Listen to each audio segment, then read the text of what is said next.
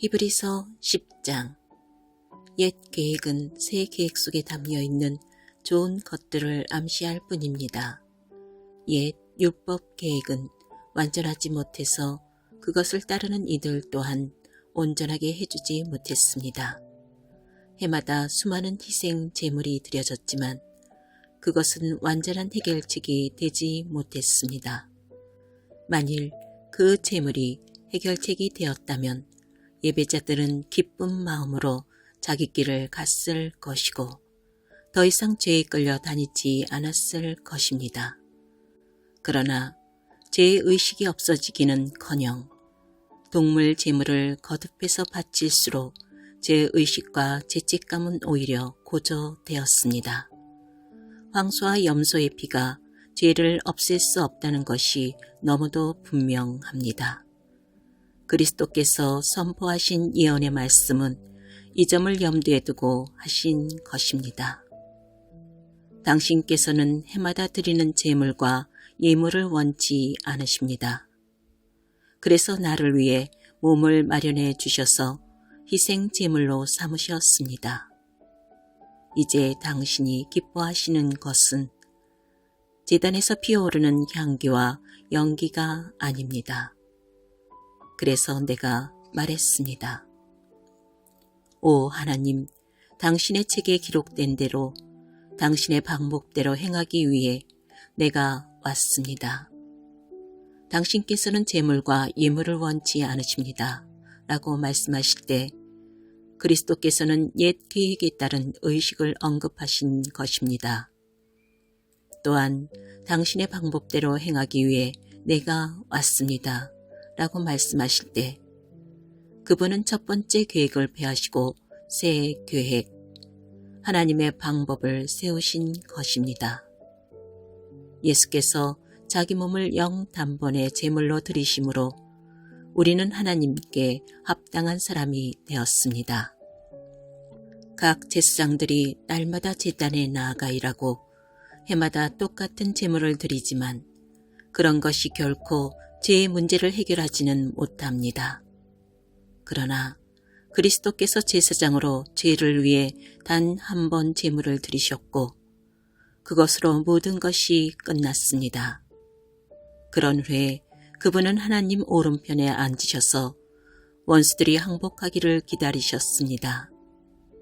그것은 완전하신 분이 불완전한 사람들을 온전케 하기 위해 드리신 완전한 제물이었습니다. 단 한 번 제물을 드리심으로 그분은 정결 과정에 참여하는 모든 이들에게 필요한 모든 일을 완수하신 것입니다. 성령께서도 이같이 증언해 주셨습니다.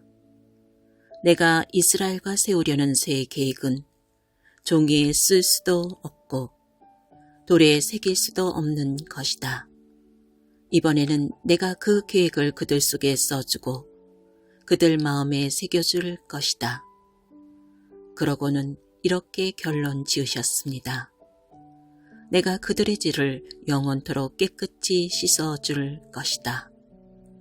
이제 죄가 영원토록 제거되었으니 더 이상 죄 때문에 제물을 드릴 필요가 없습니다.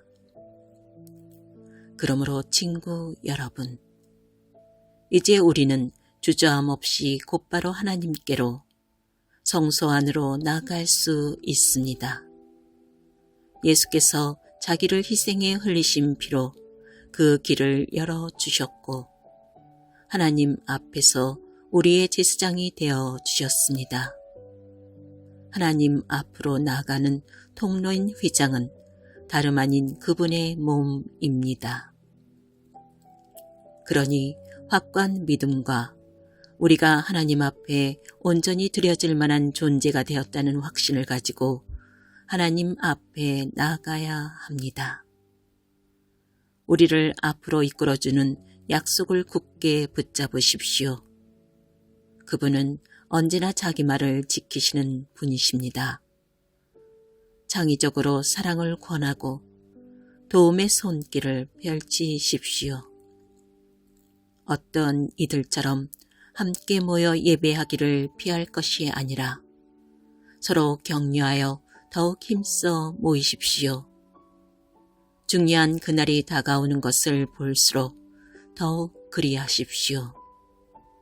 우리가 배우고 받았으며 이제 알고 있는 모든 진리를 버리거나 외면한다면 그것은 그리스도의 희생을 거부하는 것이며 우리는 혼자 힘으로 심판을 마주해야 할 것입니다.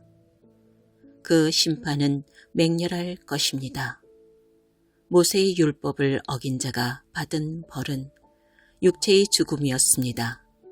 하물며 하나님의 아들을 적대하고 자기를 온전하게 해준 희생의 침을 뱉고 가장 은혜로우신 성령을 모욕하는 자에게는 어떤 일이 있겠습니까? 이것은 결코 가볍게 여길 문제가 아닙니다. 하나님께서는 우리에게 책임을 묻고 그 값을 치르게 하겠다고 경고하셨습니다. 그분은 아주 분명히 밝히셨습니다. 복수는 나의 것이다. 나는 어느 것 하나 그냥 넘어가지 않겠다고 하셨고 하나님께서 자기 백성을 심판하실 것이다 라고 하셨습니다. 아무도 그냥 통과할 수 없는 것이 분명합니다. 여러분이 처음 그 복음의 빛을 보고 난 뒤에 어떻게 살았는지 기억하십니까? 그 시절은 고난의 시기였습니다. 여러분은 사람들 앞에서 박해와 모욕의 표적이었습니다. 어떤 때는 여러분이 표적이 되고 어떤 때는 여러분의 벗들이 표적이 되었습니다. 여러분의 벗 가운데 몇이 감옥에 갇힐 때에도 여러분은 끝까지 그들 곁을 지켰습니다. 박해하는 자들이 난입해 여러분의 소유를 빼앗을 때도 여러분은 편한 얼굴로 그들이 하는 대로 내버려 두었습니다. 그들이 여러분의 진짜 보물을 어찌할 수 없다는 것을 알고 있었기 때문입니다. 그들의 어떤 행위도 여러분을 괴롭게 하거나 좌절시키지 못했습니다. 그러니 이제 와서 포기하지 마십시오. 그때 여러분은 확신에 차 있었습니다. 그 확신은 지금도 유효합니다. 하지만 약속을 이루려면 하나님의 계획을 붙잡고 끝까지 견뎌야 합니다. 이제 머지않아 그분이 오신다. 언제라도 모습을 드러내실 것이다. 하지만 나와 바른 관계에 있는 사람은 그 변치 않는 신뢰로 인해 살 것이다. 도망치는 자는 내가 기뻐하지 않을 것이다. 우리는 중도에 포기하여 실패할 사람들이 아닙니다. 결코 아닙니다. 우리는 언제나 신뢰함으로 계속 살아남을 사람들입니다.